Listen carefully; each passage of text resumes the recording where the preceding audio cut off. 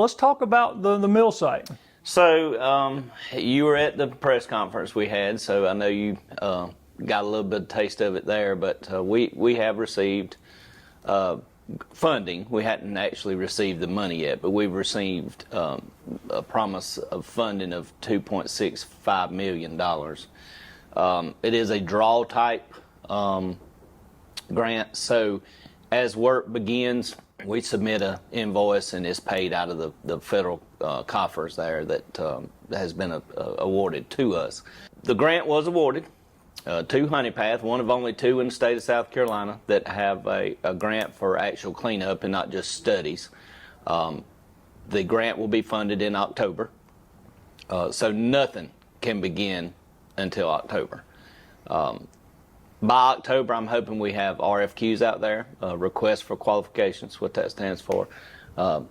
So they'd have to submit paperwork proving that they have asbestos abatement license and their company's in good standings and things like that. Then we'll move into the bidding process. You know, having several companies are interested, I'd say 4 or 5 have contacted me since this news broke, wanting the opportunity to clean the site up for us. So we have some competition there for it, so hopefully we can get a good price on it. And so my time frame is to have most of that wrapped up by October, and a good ballpark would be demolition and hauling off debris would start sometime early 25. All the estimates that I've seen, and of course this is you know, limited to the weather and other, you know, factors that's beyond our control, but it's about 6 months is what I'm hearing once they get started on getting it almost completely cleaned up. About 6 months. There'll be some backfill then and smoothing out and grass planting and stuff like that. But we're hoping by this time next year it's clean and ready for some grass and stuff such as that. We're looking at first of 26.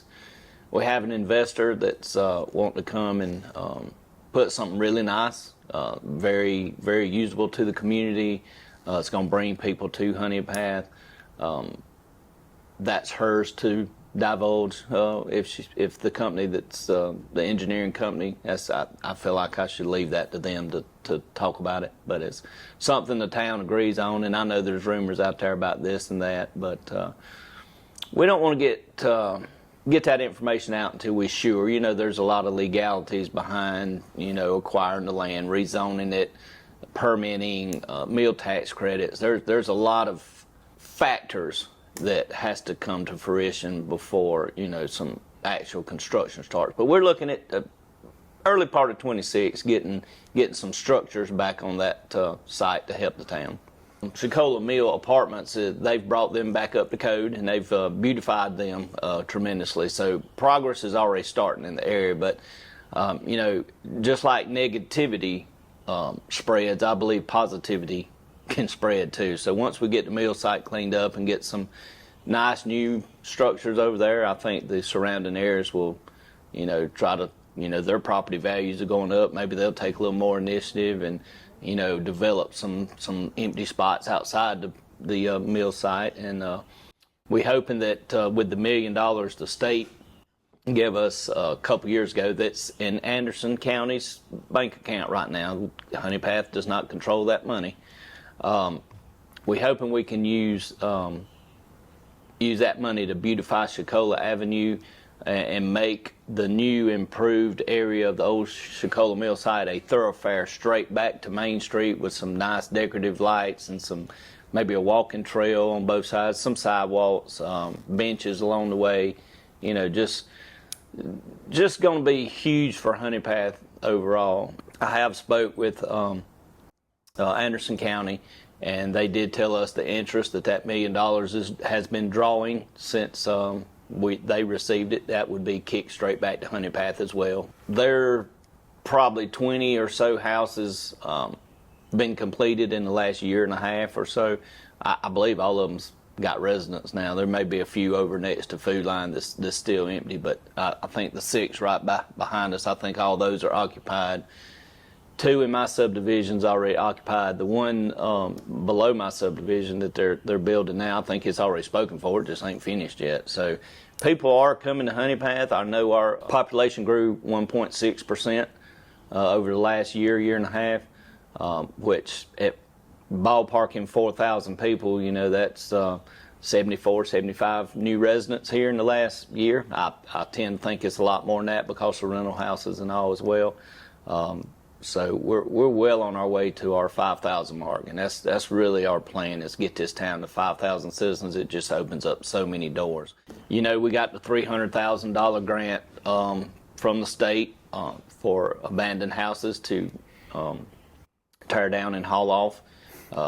Anderson County, again, we holding the money. We do have the money in our bank account, but Anderson County's helping us with that. I got a shout out to John Kamey and his work on the mill site grant and process that we've gone through. Steve Newton, huge asset for the town of Honey Path. All these guys work for Rusty Burns. He's done a great job helping us. If I call him up, it's either we'll get right on it or we tied up right now. We'll be down there as soon as we can. Shout out to Greg Smith too. He's a huge asset to the county. He really is. But like I said, that 300,000 we got for abandoned houses, they're handling that. We should see some movement on that really soon, sooner than later. And what we're going to do is just pick out the worst houses that's falling in, and you know, creating haven for rats and homeless people and meth heads, and you know, just all around negativity for the town. We're going to target those houses and get them tore down, cleaned up, and hopefully that land will be used to build some more houses on. Honey Path has had an onslaught of businesses the last year or so. I'm not going to name any of them because I would leave one out, so it's best to name none than 90% of them. But we've got a huge variety. We have specialty drink, energy drink, coffee type drink company come in, some boutiques, hair stylists, nail technicians, things like that have come in recently. I can't say what, but several restaurants are interested in locating a franchise in Honey Path.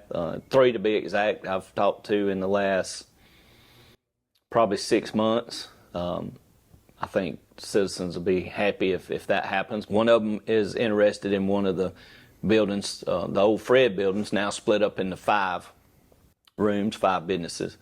I know the owner is going to take 2 of them, and I can go ahead and announce that 2 of the businesses in the old Fred's, one's going to be a discount liquor store, and one's going to be a vape shop. Honey Path got hit pretty hard during that tornado activity that was going on.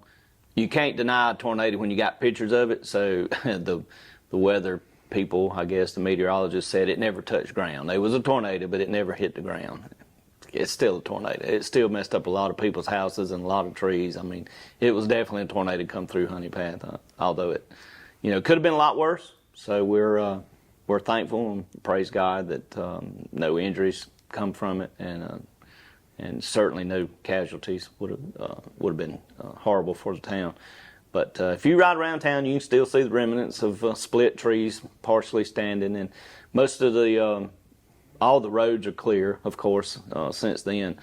Still some debris piled up that we just hadn't got to yet, but not a lot. For the most part, all the debris on the ground's been removed. Some citizens have some trees that they probably gonna have to get taken down and cleared up because they're, you know, split in half and they're not gonna live anyway. So, but for the most part, yeah, everything's back to normal as far as that goes. The Dogwood Park, you know, we got our new much improved and much larger picnic shelter coming. Been a little slower in the process with the storms and the rain, and hitting the water pipe kind of slowed us down as well. But we're hoping that'll be done in the next month or 2, and it's going to be huge for the town, and hopefully we'll have all that red mud cleaned up and some grass growing soon, and hopefully this fall we can use it for movies in the park. It's one of the things that we're looking at by a projector and a screen with grant money that we receive from, you know, Elevate Upstate or Temkin Foundation and several others. Meals on Wheels gives money to direct, and we wouldn't use that for this, but we have some funds available for a screen, a blow-up screen, and a projector. And right now we're looking into how you officially rent a movie and with the copyrights and all that. They have it figured out, the planning committee does. So hopefully this fall, right at dark on Friday night, of course when BHP don't have a home game, or Dixie, because we have a lot of Abbeville County residents in Honea Path also. Independence Day celebration will be June 29th this year. 4th of July is on a Thursday, and we decided to do the Saturday before. Kind of the plan is if 4th of July falls on a Friday or Saturday or Sunday, we do it Saturday of that week. Anything Monday, Tuesday, Wednesday, or Thursday, we'll do the Saturday before. So we're looking forward to that. Got some great entertainment coming. Got about $5,000 worth of fireworks bought locally from Parsons. We'll be shooting them off right after dark. As soon as the last band plays, they'll wrap up right at dark. And hopefully, 15, 20 minutes later when it's good and dark, we'll flip them LEDs off. They don't have to warm up and cool down like the old ones did, so they just on and off immediately. We'll flip the lights off in the field, and they'll shoot off fireworks for about 45 minutes probably, and we'll flip the lights on and tell everybody to have a safe trip to the house and enjoy the rest of their weekend. Of course, we have our fall festivals, always the second weekend in October. We don't want to compete with the Standpipe in Belton, so they do theirs the first weekend. So ours will be the second weekend, and it's going to be a 2-day event again with entertainment throughout the day on Saturday.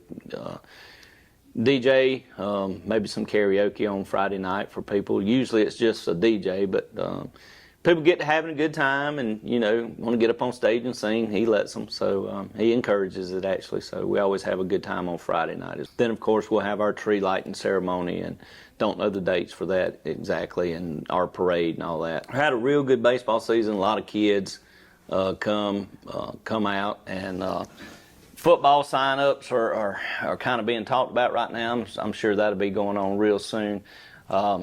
We also was awarded a $300,000 grant from the state to build a new soccer field, and that's going to be over there behind the Masonic Lodge, right there where the old original Legion Lake was. That was called the Legion forever, and there was a little pond back there, and they called it Legion Lake. I didn't know if people knew that. We will have a soccer field over there, and hopefully next spring we can have start a soccer as well.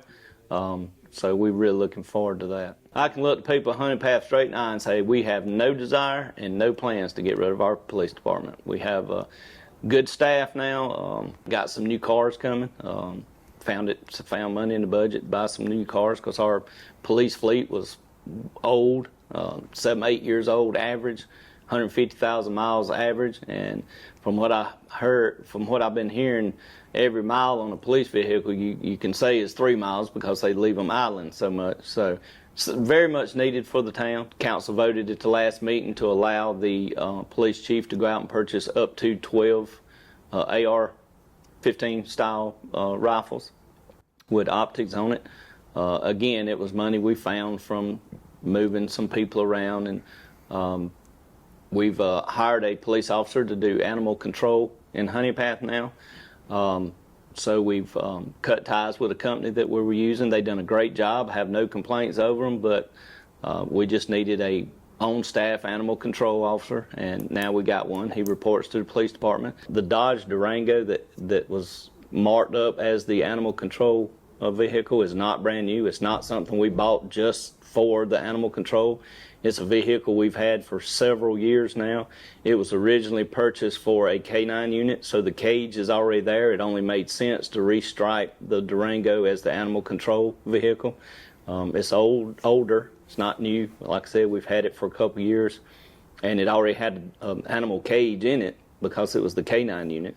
There's rules and ordinances in town that if you walking your dog, it needs to be on a leash. If your dog stays on your property, I understand, but if you're walking it down a path or you're over at the park or on the sidewalk, you need to have your dog on a leash. There's a substantial fine for that if you get caught. And dogs roaming without any owners around, they're going to be picked up and they're going to be taken to paws, and it's going to be at your expense to get them back. You also have a forensic outside forensic audit coming. Is that right? We're waiting on a company to give us a quote. They're looking at our past audits, our regular audits, to see how in depth the forensic audit would be, and we're hoping they come back with a favorable rate for that forensic audit. But council's already gave me the approval to get it up to a certain amount, so we're hoping they come in at that amount or less. And if they do, yeah, they will start as soon as they can. But yes, we definitely want a forensic audit of all the town's finances.